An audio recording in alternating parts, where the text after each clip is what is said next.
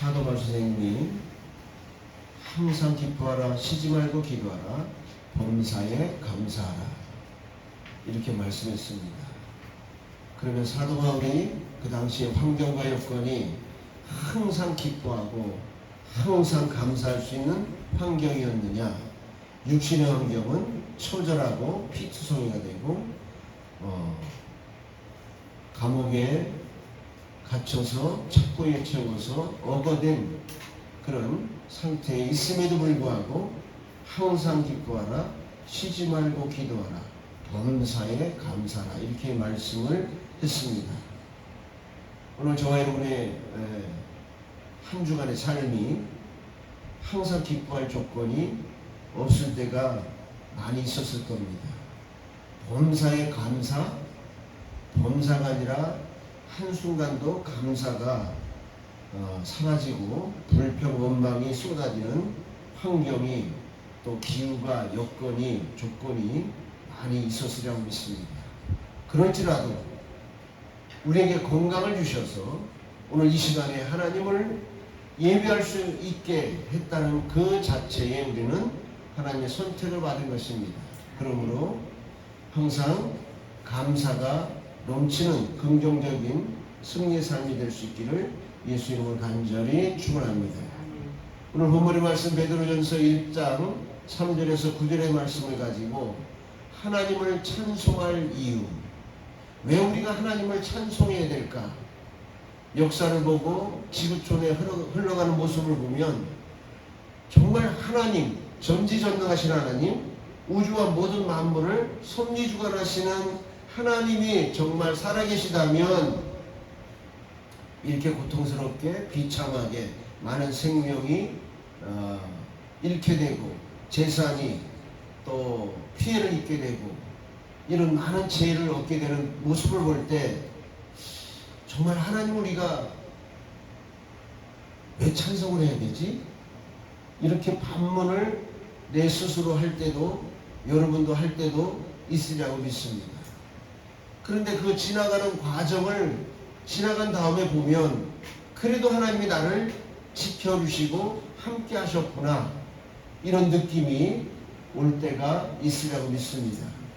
오늘 본문의 말씀에 있는 것처럼 우리가 예수를 보지 못하였으나 사랑하는도다 그랬습니다. 우리가 예수님의 시대 2000년 전에 그 시대의 사람도 아니요 그 시대의 사건을 본 것도 아니요 2000년 후에 환경과 상황과 풍습과 모든 여건이 다른 시대에 살고 있습니다.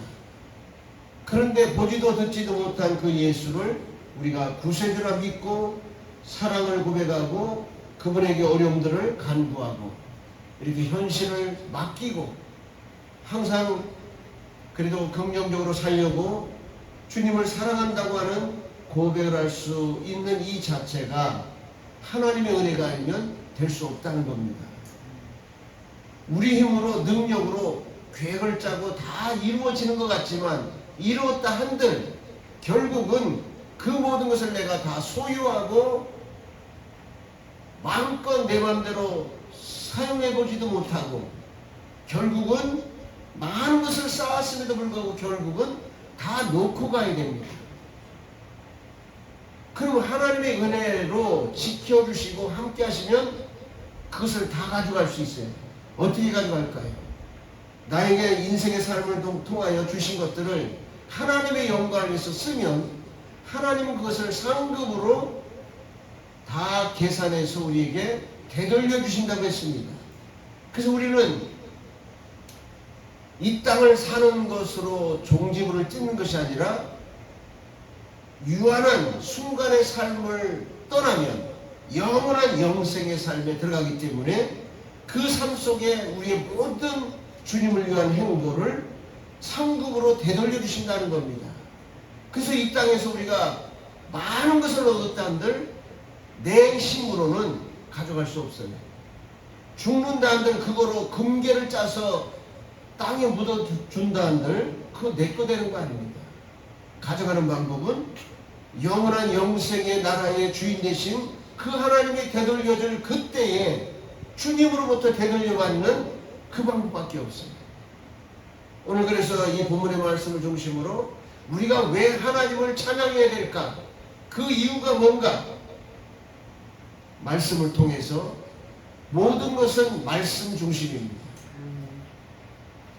여러분, 세상도 내 기준으로 보면 잘못 보여지고 판단이 잘못될 수 있지만 하나님 말씀 기준으로 바라보면 다 보여지게 돼 있어요. 그래서 본문의 말씀을 통해서 우리가 왜 하나님을 찬양해야 될까? 왜 찬송을 해야 되는 거야? 내 환경은 이렇게 왜 어려운데 감사하고 하나님 영광 받으소서 이렇게 기도해야 되는 걸까? 성경을 근거로 우리가 한번 이유를 찾아보시기 바랍니다.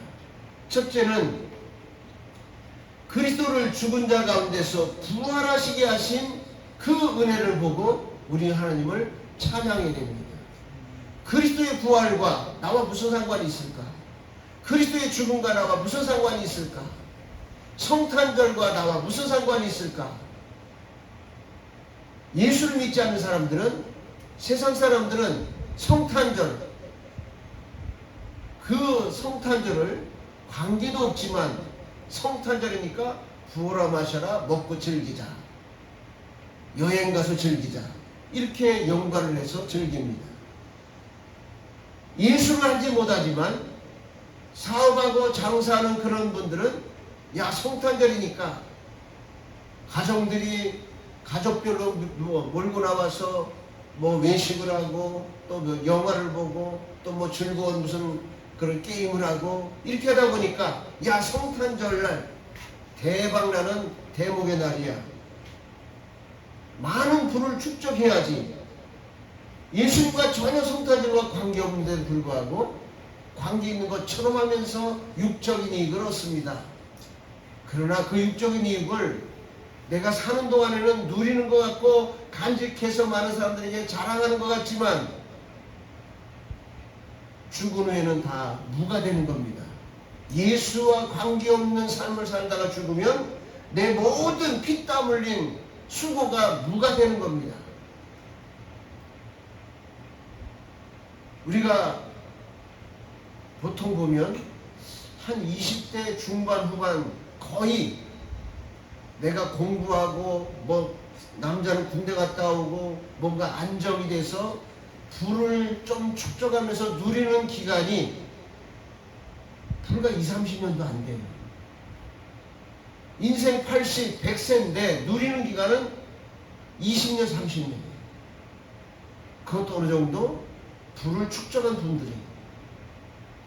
그러면 내가 초등학교 6학년, 중학교 3학년, 고등학교 3학년, 대학교 4학년, 또 회사 들어가면 수습기간 6개월, 1년 이렇게 빼고 나서 수고하고 애쓰고 내가 모으고 갖춘 것들을 내 것으로 누릴 만한 기간이 20-30년도 안 됩니다.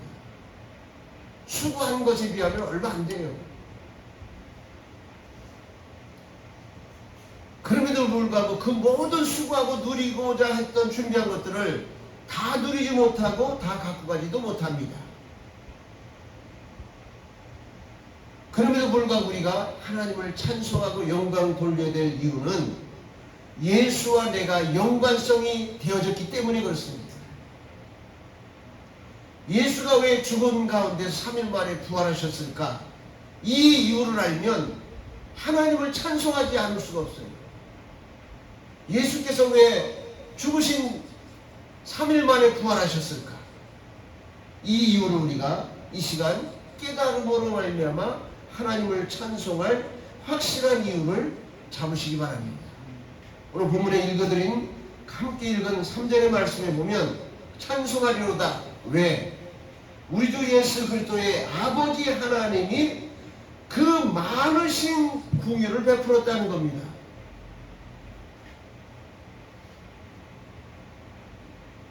우리가 조금 이미 지났군요.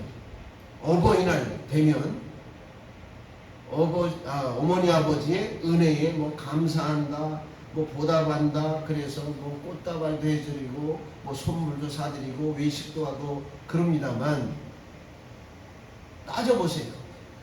어머니 아버지가 나를 이만큼 성장시키고 키워주신 온갖 모든 베풀고 희생한 것에 비하면 내가 한 끼 외식, 한 끼 즐거움, 여행, 뭐 꽃다발 이거 별것도 아니에요.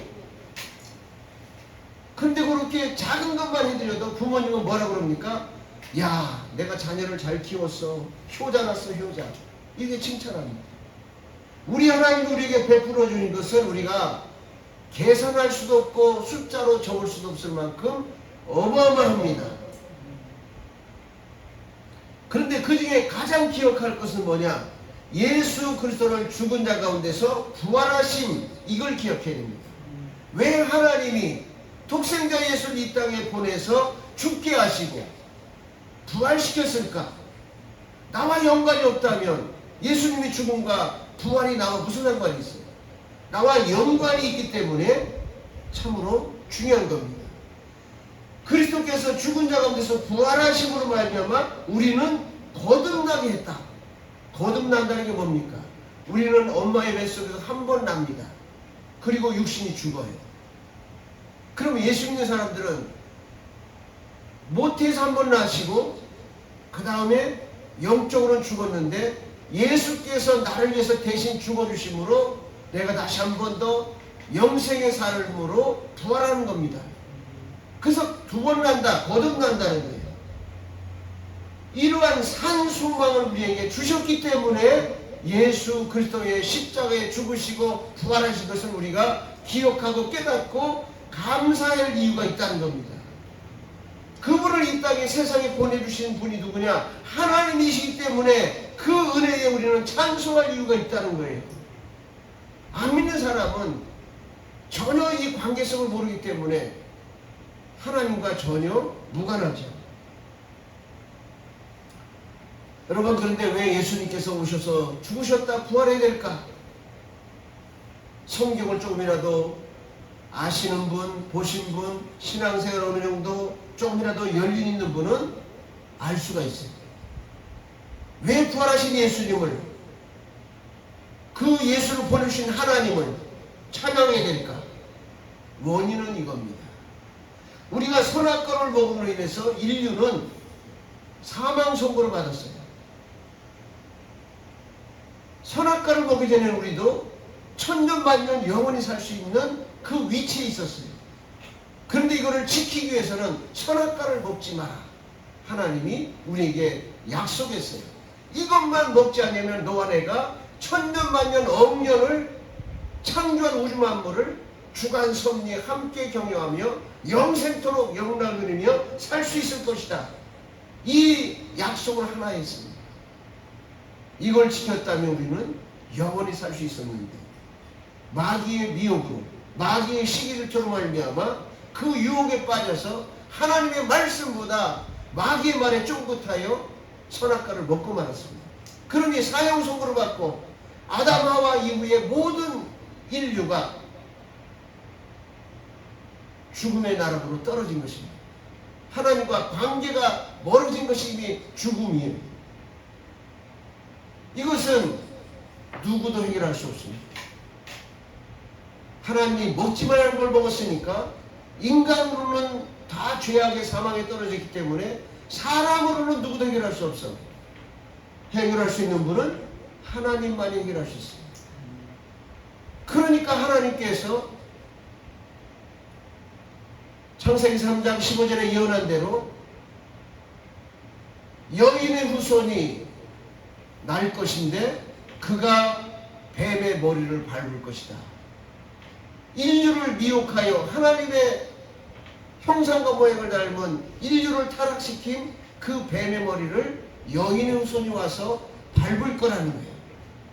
그러면 뱀은 머리가 밟히니까 고통스러우니까 어떻게 할까요?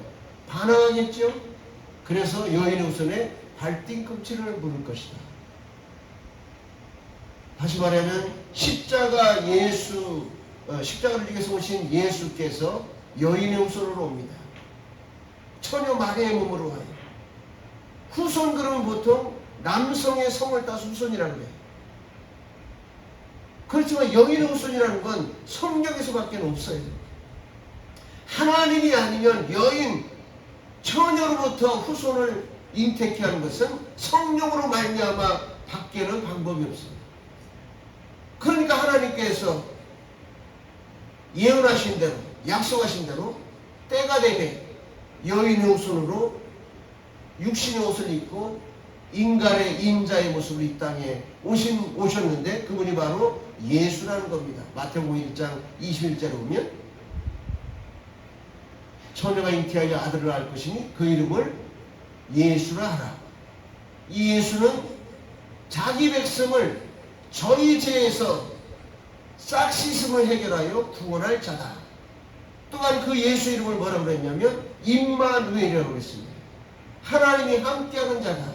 즉 성령 하나님이 오셔서 육신의 옷을 입고 인류의 죄를 감당하기 위해서 해결하기 위해서 오신 겁니다.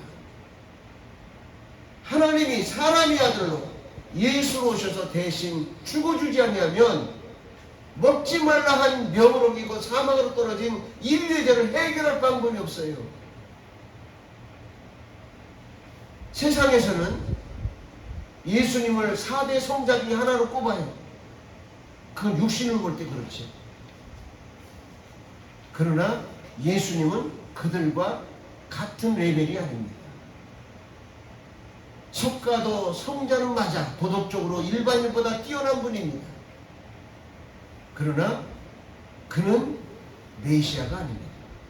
인간의 죄를 씻을 만한 그런 존재가 아닙니다. 석가조차도 남녀 결합에 의한 육신의 혈통으로 난 자예요. 그러나 예수만이 성령으로 말미암아 여인 후손으로 구원자로 오시기 위해서 나신 자입니다. 이 모든 것은 우리가 성령을 받지 아니하면 믿어지지 않는 내용이에요. 세상적인 이성과 논리, 과학적인 것으로는 이게 믿어지지 않아요. 납득이 안 돼요. 그러나 하나님의 진리의 성령을 받은 자는 그분 앞에 고백을 하게 되고 믿어지는 사랑을 고백을 하게 되는 줄 믿습니다. 8절에 있는 말씀처럼 너희가 예수를 보지 못하였으나 사랑 고백하는도다. 이제도 보지 못했으나 믿고 말할 수 없는 영광스러운 즐거움으로 기뻐한다. 이게 성령 받은 자, 예수를 진실로 구세주로 고백할 수 있는 성령 받은 자만 고백할 수 있는 특권입니다. 그런데 만일 예수님이 죽었어요. 죽은 것으로 끝나면 나와 상관이 있을까요? 나의 사망 문제를 해결할 수 없기 때문에 나와 상관이 없어요. 인류의 사망의 죄를 짊어지고 죽음에서 해결하시고 하나님은 전지전능하신 분이기 때문에 죽을 권세도 있고 살 권세도 있습니다. 근데 죽을 권세는 단 하나, 인류를 살리기 위해서 한번 죽을 권세가 있습니다. 왜냐? 안 죽고 해결하는 방법은 있을 수 있어요. 그런데 안 죽고 해결하는 방법은 뭐냐? 인류를 싹 멸하고 새로 창조하는 방법이 있을 수도 있어요. 이론적으로. 그런데 하나님은 어떤 분입니까? 전지전능하신 분이에요. 그럼 전지전능하신 분은 실수가 없어야 돼요. 하나님의 창조의 목적은 하나님과 인간이 공존하기 위해서 창조한 건데 마귀의 미혹을 받아서 사망으로 떨어졌다고 하나님이 인류를 싹 멸해버리고 다시 창조한다? 그러면 하나님은 전능자입니까? 실수자예요. 실패자예요. 방법은 하나님은 죽을 권세도 있고 살 권세도 있기 때문에 인류를 살리기 위해서 하나님이 대신 한번 죽어줘야 돼요. 죽어주는 방법이 뭡니까? 마귀에게 혹독한 멸시와 천대와 조롱과 희롱과 무시를 한번 받는 겁니다. 그게 뭘까요? 예수님이 십자가를 지기 그날, 지기 직전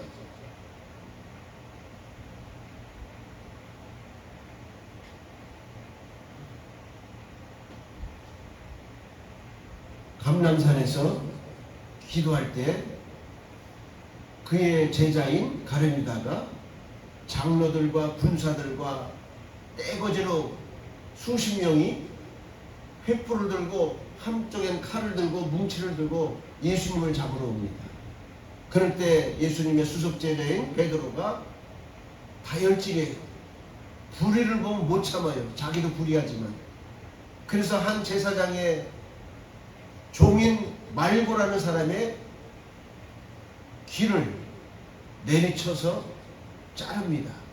그럴 때 예수님이 뭐라고 그러시냐면, 내가 이 순간에 하늘에서 12영이나 더 되는 군사를, 천군 천사를, 천군 만마를 불러와서 저들을 싹 처리할 수 없는 줄 아느냐. 얼마든지 할 수 있다는 거예요. 예수님은 그런 권세를 가진 분입니다. 그런데 그렇게 하면 어떻게 될까요?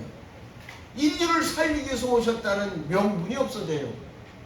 그러니까 예수님은 그때부터 당하기 시작한 겁니다.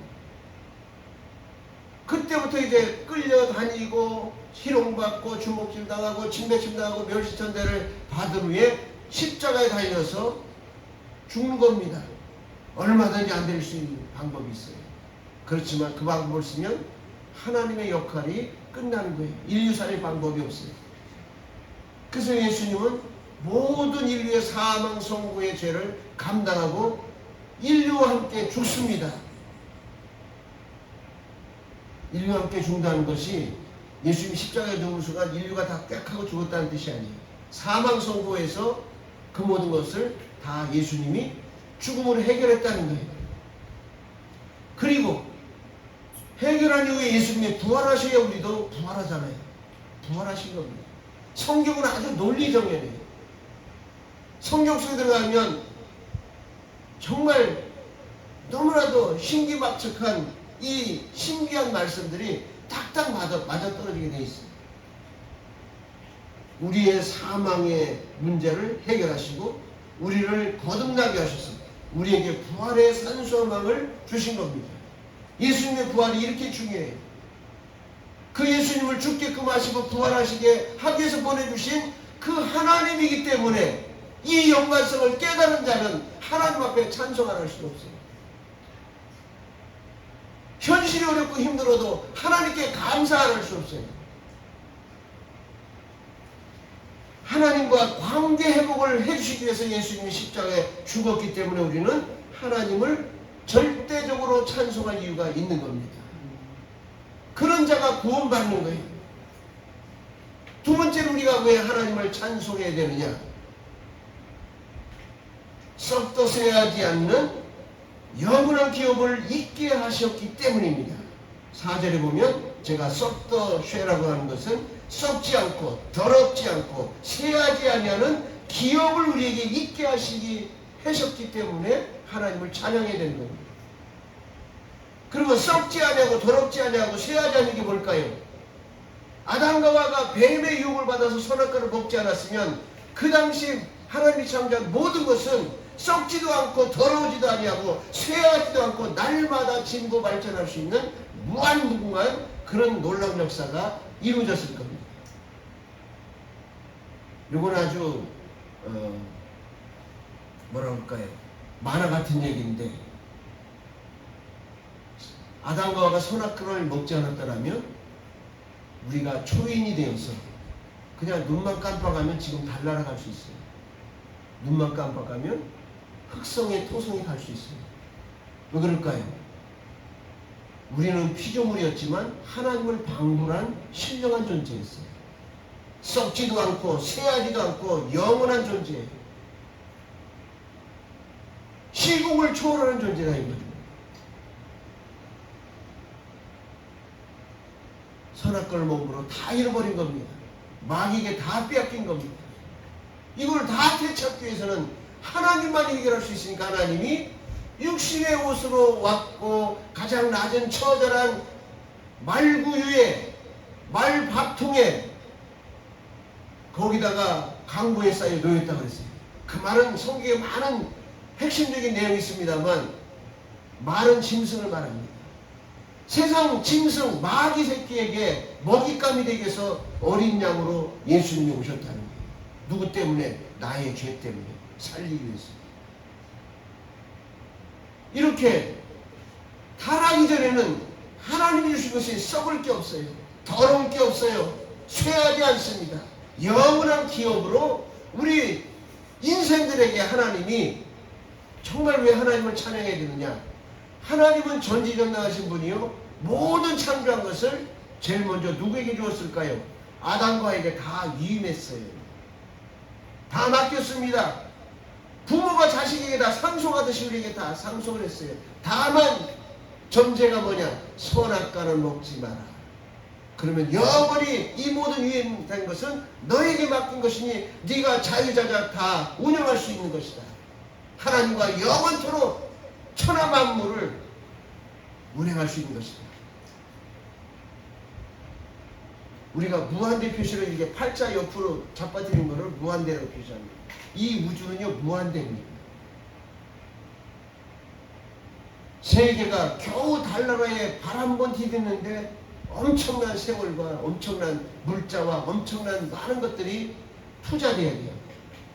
뭐 토성, 뭐 어디 별, 그거는 몇 천, 몇 백, 몇 억 광년, 몇 년 정도가 아니고 몇 억 광년, 빛으로 몇 억 광년을 날아가야 되는 그런 방대한 천하를 하나님이 다 우리에게 맡겨줬는데 마귀 한 번에 속아로 모아서 다 빼앗긴 겁니다.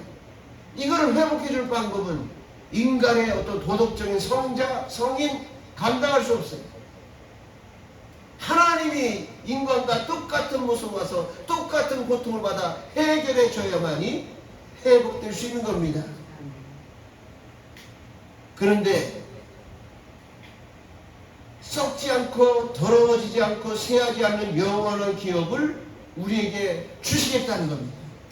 4절에 보니까 썩지 않고 더럽지 않고 쇠하지 아니하는 기업을 있게 하신다. 누구에게? 하나님의 사랑을 받는 자에게. 하나님에게 우리는 예수 참 진실을 믿는 자들은 상속권이 있어요.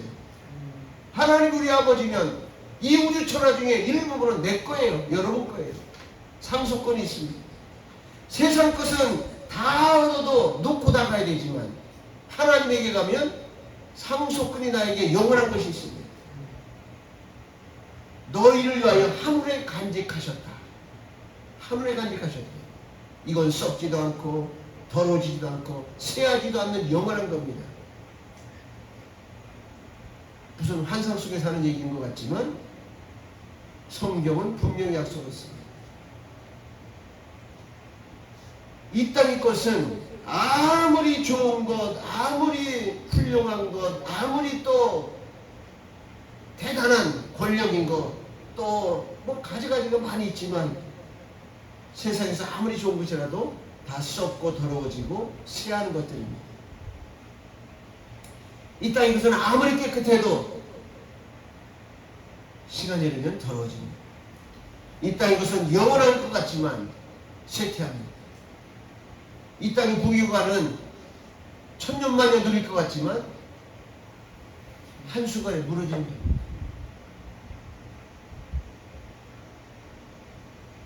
윤석열 대통령이 그 권세가 영원할 것 같지만 몇 년 안에 무너졌어요. 이재명 대통령이 영원할 것 같지만 얼마 못 갈지도 모릅니다. 하나님만 아시고. 이 땅의 부귀관은 잠시 있다 사라지는 안개와 같은 겁니다. 문제는 뭐냐? 주어진 부귀영화가 있는 동안에 얼마나 영원한 하나님과의 관계를 회복하는 일에 쓰느냐, 사용되느냐에 따라서 나는 영원한 영생의 나라에서 무궁한 영광을 누릴 수 있는 겁니다. 너무 환상적이기만 하는 것이 아닙니다. 그럼 땅에서는 비루하게 처절하게 어렵게 살아도 되느냐?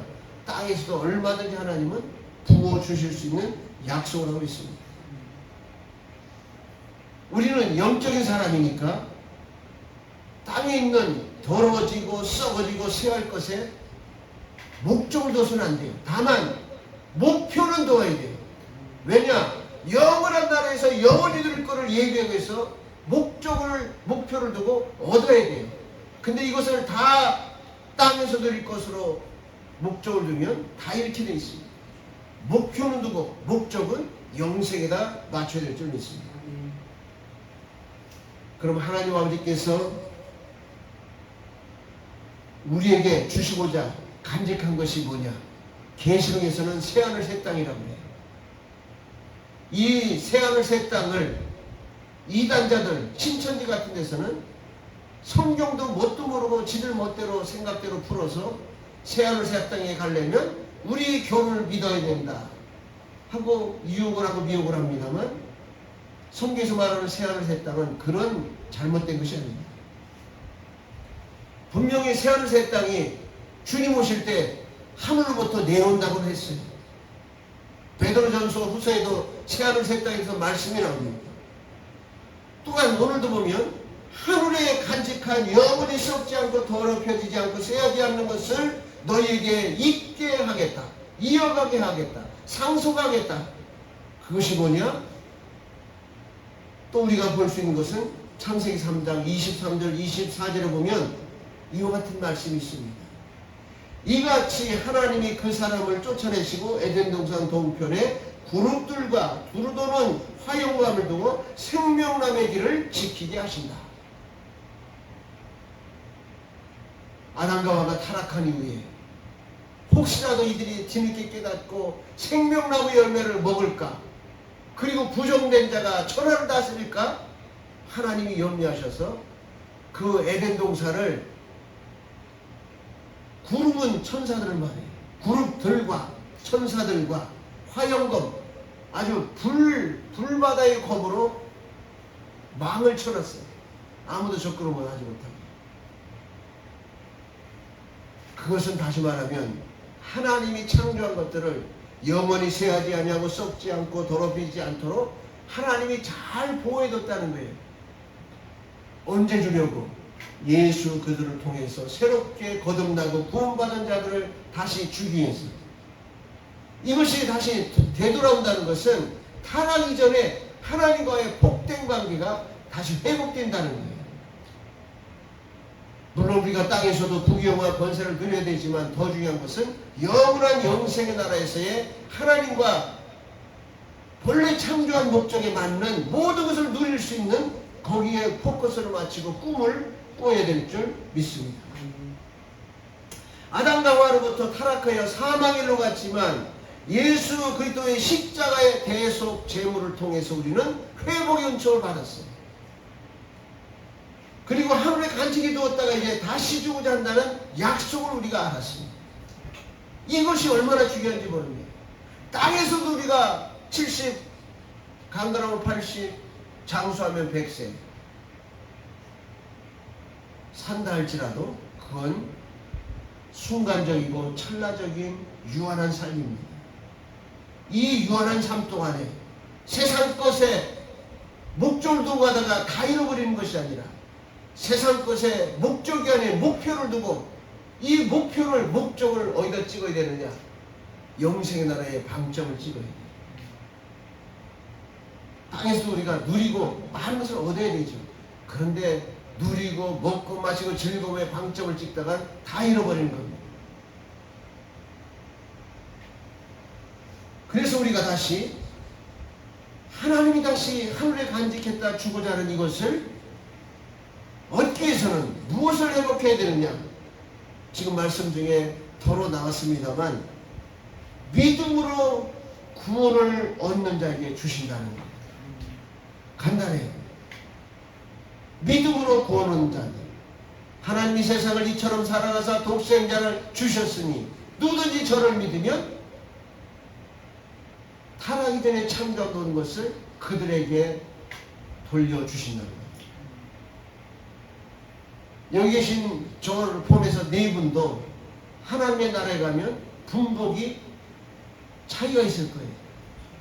성경은 표현하기를 10골 다스릴 사람도 있고 5골 다스릴 사람도 있고 1골 다스릴 사람도 있고 겨우 턱걸이로 천국 문턱에 들어간 사람도 있고. 옛날에 어떤 부흥사님은 그래서 이렇게 표현했어요. 천국에 가봤더니 황금보화와 진주보석으로 장식된 그런 아주 대저택. 며칠 전에요 TV를 보니까 한 끼 줍소인가 뭐 그런 프로가 있더라고요. 한 끼 줍소인가 뭐 그거 보니까 그 유명한 탤런트들 몇 명, 4명인가가 셰프 하나 모시고 어디를 갔는데 야, 한옥 마을이에요. 한옥 마을. 그렇게 아름다운 한옥 마을, 그렇게 평화로운 한옥 마을 처음 봤습니다. 자, 그런 곳에서 말입니다. 정말 누리고 산다면 얼마나 좋을까요? 그런데 그 모든 것을 누린 자도 있고, 뭐 우리도 마찬가지입니다만 그냥 전세, 월세 이렇게 사는 사람도 있고, 그렇게 엄청나게 누리는 사람도 있고, 한옥이 그렇게 좋은데 천국에는 황금보와 진주로 장식한 그런 집에서 우리를 살게 하신다는 거예요. 그런 자도 있는가 하면 예수님의 한쪽 강도가 주님에게 주여 주님의 나라가 임하시면 나를 기억해 주옵소서 그럴 때 너 오늘 나와 함께 낙원에 있으리라. 그 사람은 예수한테 고백함으로 인해서 구원을 아마 턱걸이로 겨우 받은 사람이에요. 그런 턱걸이 받은 사람도 있고, 그 어떤 한옥마을처럼 그보다 더 엄청나게 휘황찬란한 장식된 곳에 사는, 소위 말해서 대저택, 뭐 현세에서는 뭐 50평 이상 100평 아파트면 엄청난 거잖아요. 100평 아파트만 살아도 대단한 거예요. 천국에서는 그건 잽도 안 된다는 것을 성경은 가르쳐주고 있습니다. 그럼 이와 같은 것을 얻기 위해서는 5절의 말씀에 보면 너희가 말세에 나타내기로 얘기하신 구원을 얻기 위하여, 구원은 예수를 구주로 시인하면 얻는 거지만, 이게 예수를 구주로 시인하는 그 순간 구원은 겨우 얻어서 천국은 들어가지만, 한 강도처럼 겨우 턱걸이로 들어가는 삶을 살 것이냐, 아니면 엄청난 황금보와 진주로 지어진 그 같은 누림을 상급으로 받아서 할 것이냐. 이 땅에서도 그렇죠. 죄송합니다만 어떤 사람은 길바닥에 전철역 같은데 겨우 대한민국 시민은 시민이야, 대한민국 국민은 국민이야, 뭐하고 있습니까? 노숙자로 시원하게 길바닥에 엎어져가지고 그냥 소주 한 잔만 마시고 막 많은 사람들에게 민폐 끼치고 찌푸러지게 하는 그런 역할도 하는 사람도 대한민국 시민은 시민이야. 그런데 대한민국의 극과 극입니다만 잘 사는 분들은 몇천 평에서 누리고 앉아있어요. 평화롭게 왕궁 삼아 누리는 사람도 많아요. 천국도 그렇게 천국 시민이라고 하는 동등권은 받는지 몰라도 누림의 차이는 엄청나다는 거예요. 땅에서도 그런데 땅은 강가람의 80이요 100세예요.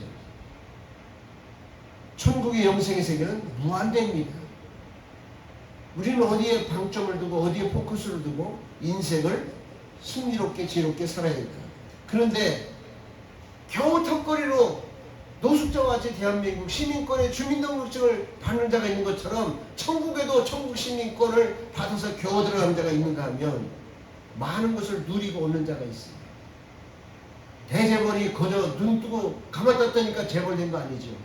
많은 시련과 어려움과 고통을 겪듯이 천국에서도 구원을 얻기 위하여 믿음으로 말미암아 하나님의 능력으로 보아심을 입는데, 문제는 너희가 이제 여러 가지 시험을 위하여 잠깐 근심하게 되지 않을 수 없다. 예수 믿는 순간 시련이 올 수도 있다는 거예요. 근심 염려가 있을 수 있다는 거예요. 그런데 그거는 잠깐이라고 해서 잠깐. 네가 천국의 큰 것을 받을 만한 실력과 능력과 자질이 되느냐를 테스트한다는 거예요. 잠깐. 영구히가 아니라 이 잠깐의 근심을 하지 않을 수 없으나 오히려 크게 기뻐하도다. 왜 크게 기뻐할 거예요? 요 시련만 통과하면 나는 하나님의 놀라운 상급이 있어. 축복이 있어. 4년대 대학 가고도 요즘은 참 취업하기가 힘들어요. 뭐 직업 박람회 뭐 이런 거에 너봐도 뭐 안 돼 막 10군데 20군데로도 안 돼. 이런 20군데를 어떤 10군데를 어떤 그 과정을 통과하면 어떻게 될까요? 재벌에 내가 그래도 떳떳한 직원으로서 무슨 역할을 하면서 연봉이 얼마다 아주 높임받고 앞길이 보장되는 것처럼 세상에서도 우리가 천국에서 구원은 받되 많은 것을 누리고 상급을 받으려면 잠깐은 여러 가지로 근심하지 않을 수 없다. 시련이 있다는 것. 이걸 통과해야 돼. 대학만 가려고 해도 1년 동안 죽기 살기로 도서관에 엎어져 가지고 제대로 못 자고 못 먹고 못 놀고 그렇게 해서 열심히 해야 수능고사 점수가 높아야 서울대를 가든 연고대를 가든 서강대를 가든 가지요. 지방대 가가지고는 취업하기도 힘들 때가 많아요. 세상에서도 그런데 천국에서도 시민권은 똑같이 예수 이름으로 주지만 사는 삶의 모습은 천차만별이라는 거예요. 땅을 보면서 우리는 이와 같은 것을 깨닫고 느껴야 될 줄 믿습니다. 그런데 그것은 성경에서 말하기를 잠깐이라고 했어요. 잠깐. 이 잠깐을 왜 못 견뎌? 잠깐을 못 견디다가 영원한 걸 놓칠 것이냐? 잠깐 견디므로 영원한 것을 누릴 것이냐? 혹시 우리 남자친구 군대 갔다 오셨어요? 군대 갔다 오셨어요? 육군? 공대? 공인. 공익.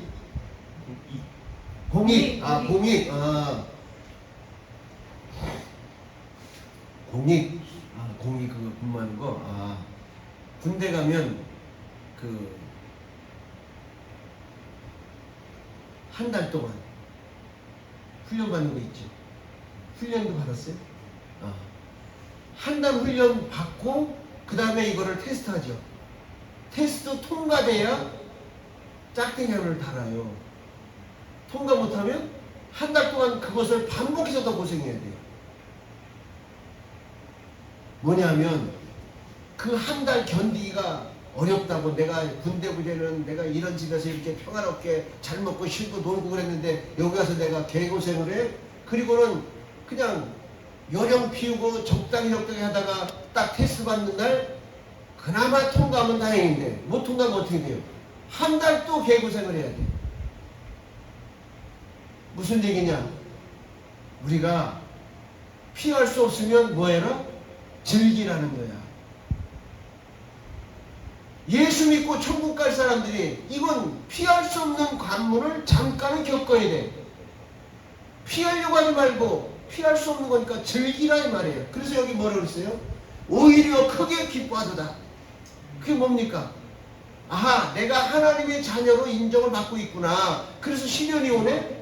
기꺼이 내가 기쁨을 해야지. 이러면 긍정적으로 하면 통과가 돼요. 그런데 내가 하나님을 믿는 사람인데 이런 시련이 올 수 있어. 왜 나는 이렇고 저 사람은 그렇지 않은 것 같은데 너 잘 나가고 잘 사네? 이러고 버팅기고 통과 못하면 그게 연장이 된다는 거예요. 잠깐이 아니야. 연장이 돼요. 한 달이면 끝날 거 2달, 3달이 돼요. 우리는 여러 가지 시험을 인하여 잠깐 근심하게 되지 않을 수 없으나 오히려 크게 기뻐하도다. 이게 무슨 뜻이냐? 피할 수 없으면 즐겨라. 그거예요. 어차피 대학 가려면 공부하는 그 과정은 피할 수 없어. 그러면 즐거운 마음으로 긍정한 마음으로 공부를 열심히 하면 서울대 가는 정도가 아니라 장학금으로 갈 수도 있어요. 크게 기뻐하는 거야. 긍정적으로 하라는 거예요. 신앙생활 현실의 여건을 가지고 다른 사람하고 비교하고 좌절원망하지 말고 불평하지 말고 즐겁게 기쁨으로 하라는 거예요. 그럼 하나님이 예정하신 놀람은 간직해둔 각자에게 하나님 주실 복을 간직해뒀어요. 그걸 주셔서 누리게 하시고 펼치게 하시겠다는 겁니다. 여러분 환자가 건강해지려면 어떻게 될까요? 내가 암병 들었어요.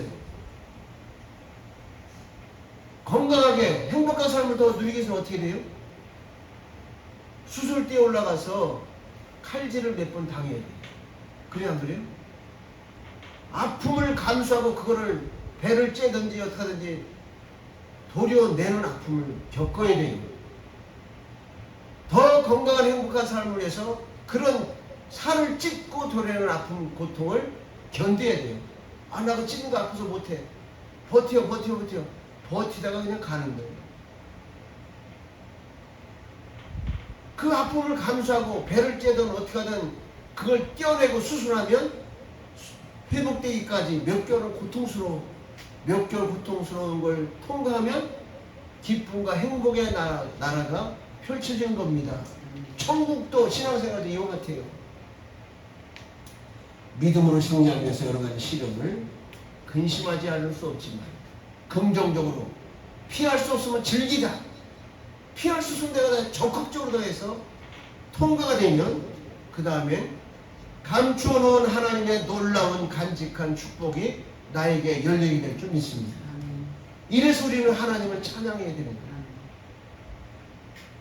하나님을 찬양하다 보면 답답하고 컬컬하고 어렵고 고난이 있지만 길이 열려지게 돼 있어요. 답답하고 힘들다고 신앙을 포기하고 세상 길로 가면요, 그게 연장선이 돼요. 한 가지만 예를 들고, 이건 설교 내용이 없는 겁니다. 아브라함이 믿음의 조상입니다. 창세기 12장에 보면 너로 인하여 열왕들이 날 것이며 너로 인하여 많은 민족이 번성할 것이다. 너를 복의 근원으로 삼을 것이다. 너를 축복하는 자는 축복을 받고 너를 저주하는 자는 저주를 받을 것이다. 이런 위대한 아브라함으로 쓰고자 하나님이 예정을 했어요. 그런데 하나님 말씀을 믿고 출발을 했어요. 갈대우를 떠나서. 그런데 정말 말씀 따라 출발을 하니까 바로 어디가 나왔느냐? 가나안 복지가 나왔어요. 그 가나안 복지에 딱 당도했어. 하나님 앞에 너무 감사합니다 그러고 막 번제를 드리고 감사 예배를 드렸거든요. 근데 며칠 안 가니까 바로 흉년이 왔어. 아니 감사 예배 드리고 축하 예배 드리고 그랬는데 왜 흉년이 오지? 여기서 버텨야 돼. 딴 데로 가야 돼. 버텨야 돼. 근데 아브라함이 아니 감사 예배까지 드렸는데 왜 흉년을 주지? 나 여기서 못 있겠어. 애굽으로 톡 튀어갔어요. 애굽으로 톡 튀어가니까 하나님이 애굽으로 간 것에 대한 대가를 어떻게 주느냐? 자기 부인을 사라를 너무 아리따우니까 60이 넘었는데도 아주 굉장히 아리따웠대요. 그래서 애굽의 낯선 곳에 가면 대부분 좀 별종들이 있잖아요. 찝쩍거리는. 내가 까딱 찝쩍 당하다가는 내 아내 때문에 내가 생명이 태울 수도 있겠다. 그래서 가는 도중에 여보 당신을 내가 어차피 촌수적으로는 누이예요 누이. 그러니까 내 누이라고 해라. 여보랑 부르지 마라. 말하면 요즘으로 오면 오빠 이렇게 부르라 이거예요. 그래서 그렇게 갔어요. 갔는데 정말 아브라함이 예상한 대로야. 그 애굽의 사람들이 딱 보니까 야 아브라함은 좀 늙었는데 마누라는 아주 아리따워요. 그러니까 자꾸 찝쩍대고 더군다나 아브라함하고 사라하고 대화를 보니까 오빠 뭐라고 이렇게 가깝게 부르거든요. 아 요거 잘하면 내 거 만들 수도 있겠다. 그런데 이 일반 사람들보다 권력자들이 더 느낌을 소문을 듣고 어떤 낯선 사람이 왔는데 누이라고 하는 아리따운 여자를 데리고 다닌다. 이게 왕에게 보고가 됐어요. 그러니까 애굽 왕이 불러들여라. 그래서 아브라함하고 사례를 불러들였어요. 그러니까 아브라함이 묻는 겁니다. 아브라함아, 네 옆에 있는 여자가 네 누이 맞냐? 얘 내 누이예요. 그러면 날 줘라. 그래가지고 졸지에 뺏겼어요. 이게 하나님은 갈대우르를 떠나서 내가 지시하는 곳으로 가라 그랬더니 일주일 열흘도 안 돼서 가나안을 얻었어요. 근데 하나님은 그래? 공짜가 어디 있냐? 쉬운 거 절대 세상에 공짜는 없어요. 그만큼 거대한 가나안 적각구리는 가나안 복지를 얻으려면 그만한 자질과 능력과 하나님의 관문의 테스트에 통과해야 돼요. 그래서 흉년을 딱 줘보니까 이게 톡하고 애국으로 가버리네. 넌 아직 부적격자다. 그래서 그 대가에 얻은 것이 뭐냐? 자기 마누라를 뺏기는, 아브라함이 요즘으로 말하면 자기가 살기 위해서 마누라를 인신매매로 팔은 거예요, 왕에게. 그래서 그날 밤에 첫날 밤을 지내려고 딱 그러는데 꿈에, 왕의 꿈에 뭐가 나타났냐면 주의 사자가 나타나서 그 여인을 손대지 마라. 왜요?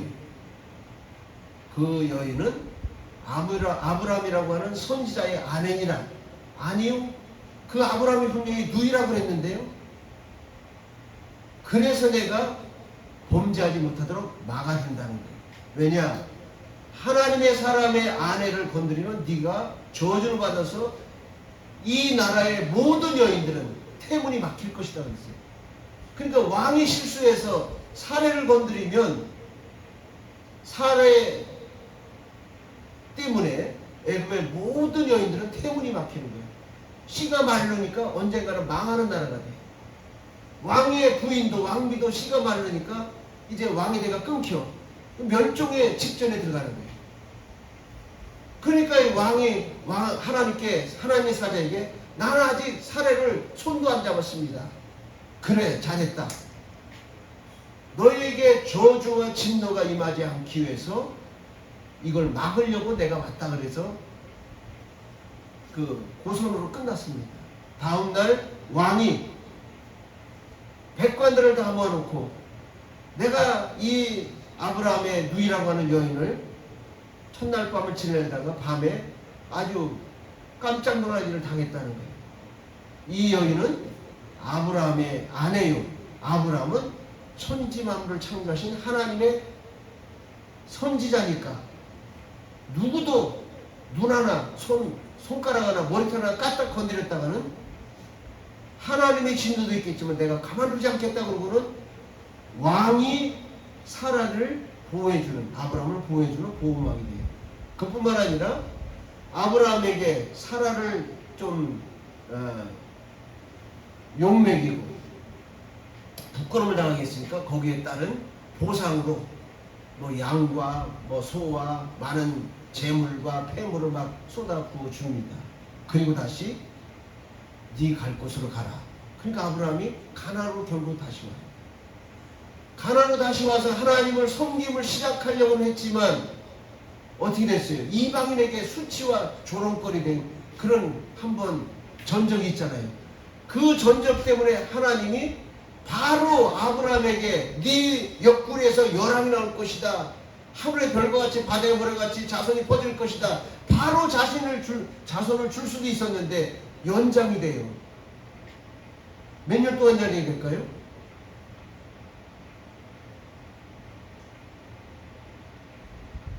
15년 가까이를 연장시켜요.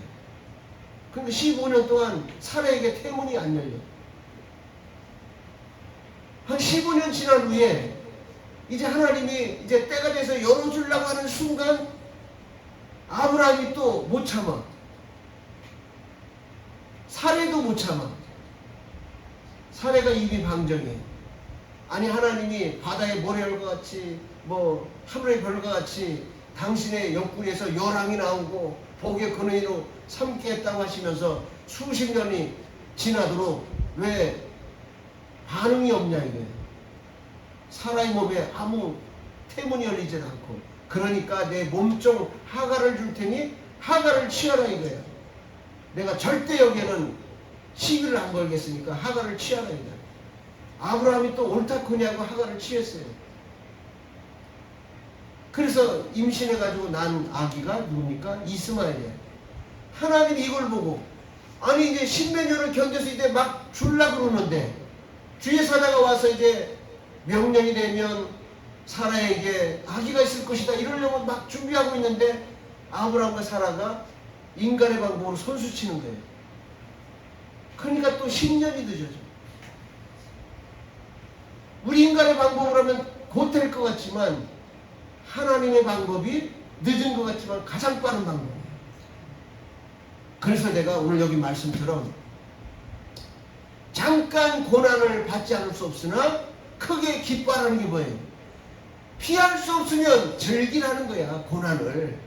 아, 주님께서 나를 그래도 이만큼 견딜만 하니까 나를 그래도 테스트 하시는구나.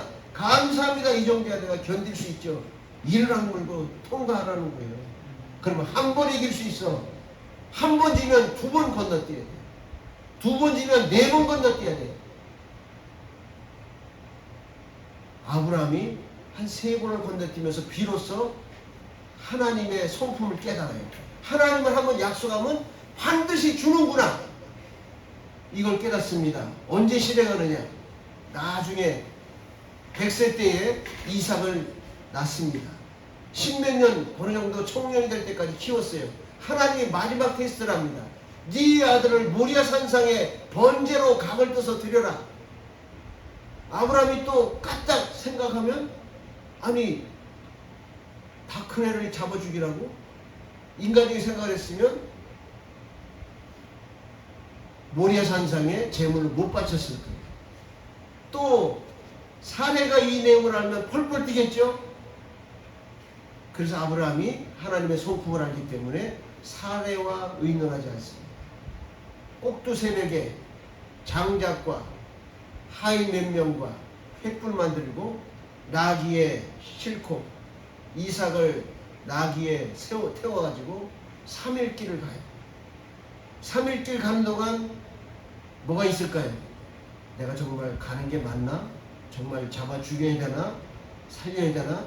갈등의 기간이 있어요. 이 갈등의 기간을 이겨야 돼요. 3일 후에 모리아 산상에 딱 도착하자마자 아브라함이 두말하지 않고 장작을 쌌습니다. 그 위에다가 누구를? 이삭을 잡아서 번제로 드려야 되니까. 장작을 쌓고 이삭을 꽁꽁 묶어서 장작을 올려놓고 이제 칼로 쳐야, 각을 떠야 번제를 드리니까 칼로 치려고 하니까 어때요? 하나님이 급해졌어요. 까딱하다 보면 이삭을 난도질에서 죽이게 생겼어요. 하나님이 급하게 아브라함아 불어요. 내가 이제야 네 마음을 확실히 알았다. 그래서 이삭을 내려놓고 묶은 줄을 풀어주고 살펴보니까 옆에 순양이 하나 매어있어요. 하나님은 다 준비해놓고 테스트를 합니다. 우리에게 시련이 있다는 것은 하나님이 다 준비해놓고 이걸 받을 만한 네가 신앙과 자질과 소양이 되느냐 테스트를 해요. 이거를 통과해야 됩니다. 아브라함 비로소 이삭을 통해서 하나님 앞에 통과가 돼요. 그 기간이 얼마나 길어졌어요? 우리는 짧게 하나님의 축복으로 모든 걸 완성할 수도 있고, 길게 늘어지게 고통 중에 이룰 수도 있고, 길게 늘어져도 해결을 못하는 수도 있어요. 이 셋 중에 하나예요, 우리 앞뒤.